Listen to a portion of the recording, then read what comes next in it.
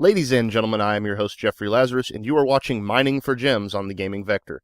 This is a show where we dig through the Xbox Live indie games catalog once a week in an effort to find the indie game gems on Xbox Live. On this week's episode, we're taking a look at Magicians and Looters. This is a $1 downloadable Xbox Live arcade title by Morgopolis Studios.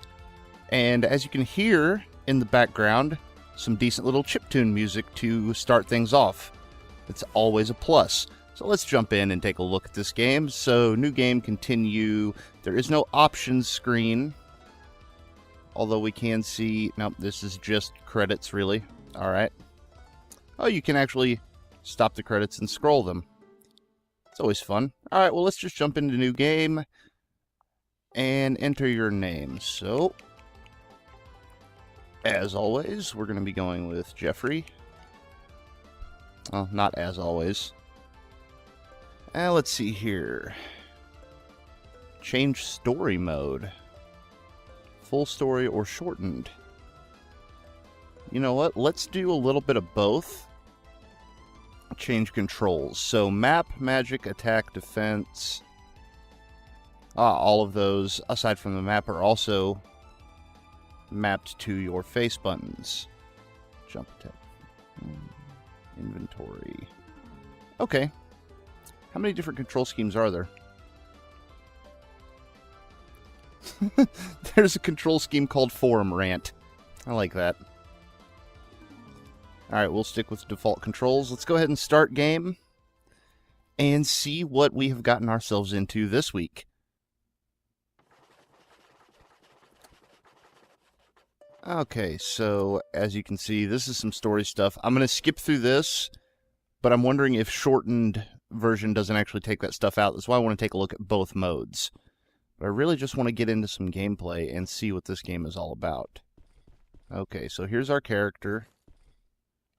So jump, attack, a dodge roll. We can't open up our menus or use magic at this point.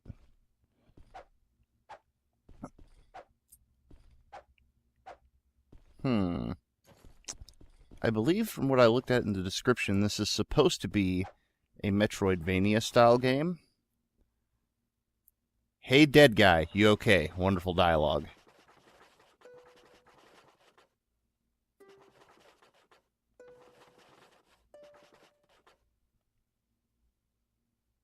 Oh my lord. This dialogue. This dialogue is great. Alright, so that saved our game, apparently. Our first enemy. Press X for violence.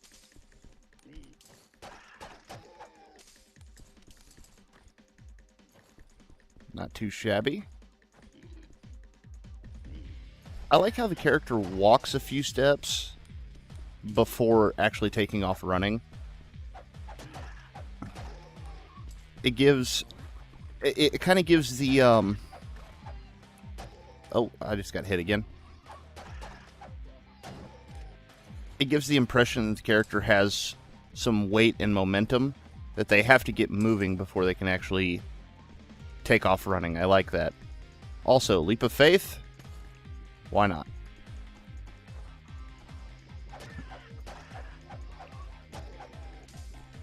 Oh, you can't actually duck and attack as well. Interesting. Okay. Not quite sure what made that open up, but we'll take it.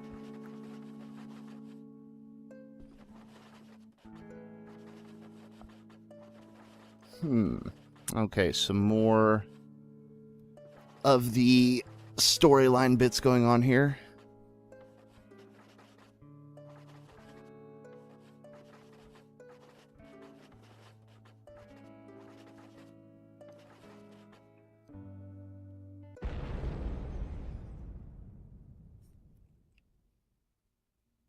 And just trying to get through this so we can get back to some more gameplay and see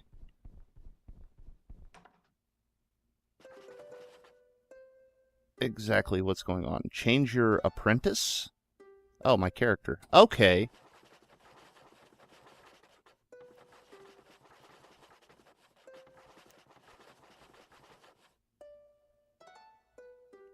So we have 3 different possibilities of characters.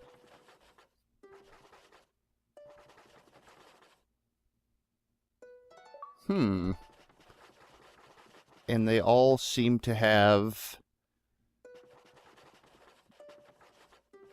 their own sets of abilities. So let's actually take this one that's supposedly crazy fast. Oh, and I guess that just turned shortened mode on. I saw a quick flash of abridged mode on. Alright. Oh. So 3 playable characters, all with their own different playstyles. She does hit faster, but I don't think she hits as hard, so that's kind of the balance there, which is good. You don't want to have one character that's more powerful than the rest of them. You can see combat and movement's fairly basic, although being that it's supposed to be... And she also requires you get a lot closer. Seeing that this is supposed to be a Metroidvania style game, I would assume that your characters will get more powerful as you go along. The question is, are there different sets of power-ups for each of the 3, or are they all the same?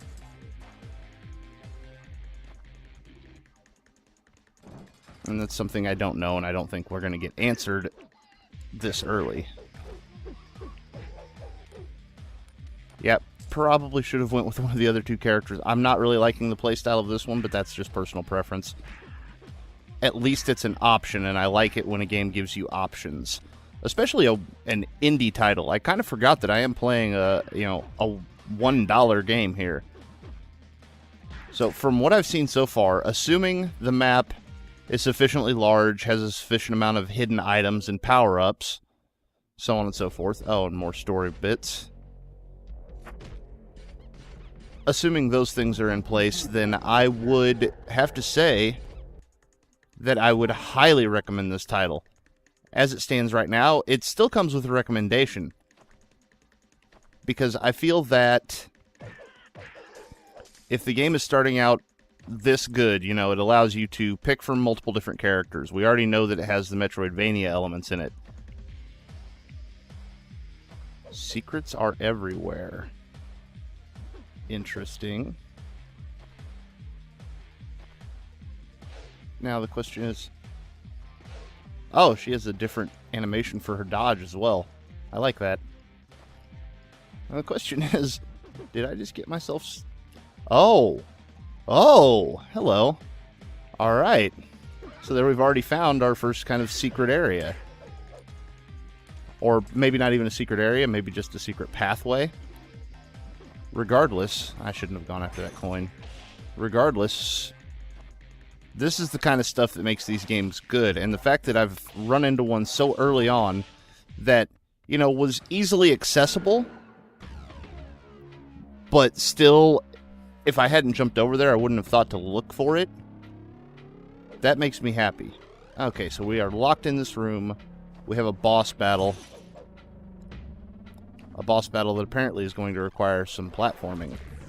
Oh boy. So let me guess. We get up here and we punch it in the eye? Seems reasonable. Oh! Yeah, we do. And they're not going to make it easy on us either. Alright, well, let's see if we can't manage to take down this boss before the end of the video. This is a really kind of... It's a somewhat inventive boss fight.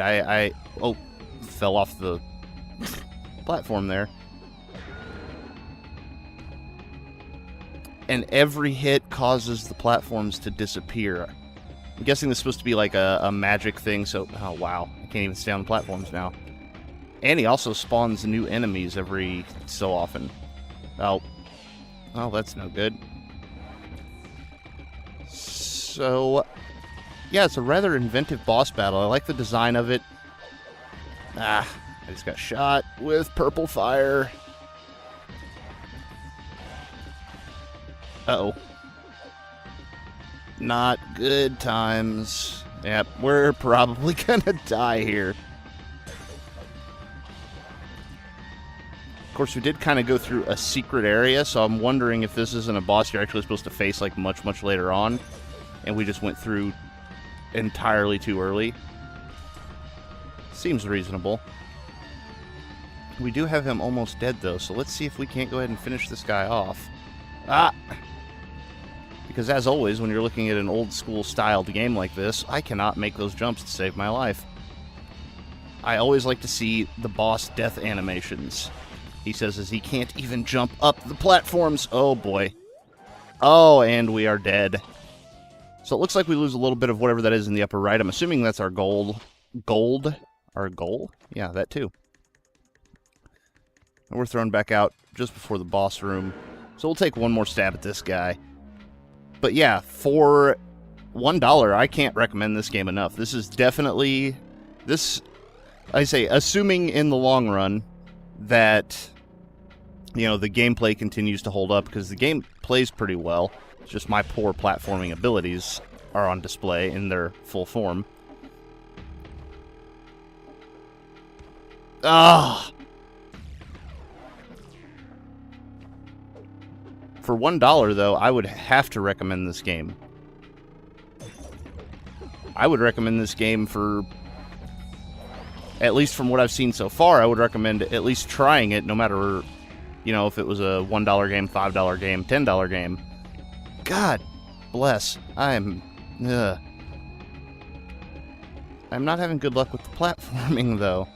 But that's, once again, that's my own failings. That has nothing to do with the controls of the game. At least it doesn't feel like it. Maybe it is. Maybe there's something I'm missing.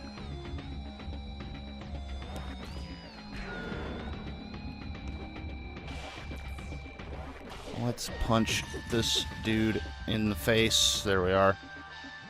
Assuming he has a face. They're really just kind of giant eyeballs, aren't they? Yeah, gameplay is solid. Music is... Oh, wow. Music is good. Controls are good. Gameplay is interesting. Multiple different characters.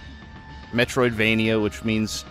Ah, balls. Which means we will probably see power-ups later on in the game. We've already seen a hidden pathway. At least I'm assuming that's supposed to be a hidden pathway. Maybe you are supposed to find that one, because I didn't really see anywhere else to go in that room. Of course, that doesn't necessarily mean anything.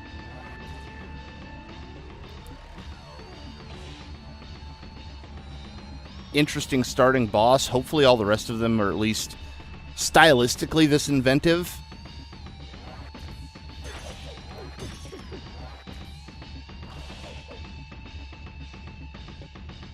Because this boss, you know, looks really cool.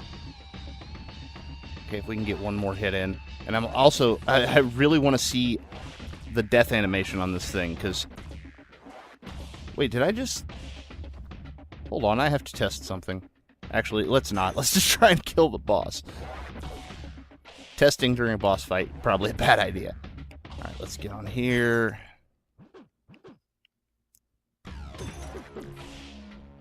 Oh, boy. Yep, and I died again.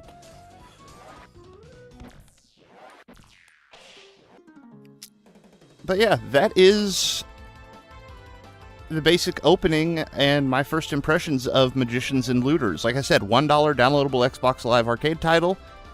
Metroidvania styled, multiple playable characters, all with their different play styles, different moves. Secrets hidden throughout the castle that you're exploring. Definitely something that I feel is worth your time and money if you're into this type of game. And with that being said, I have been your host, Jeffrey Lazarus, and thank you for watching.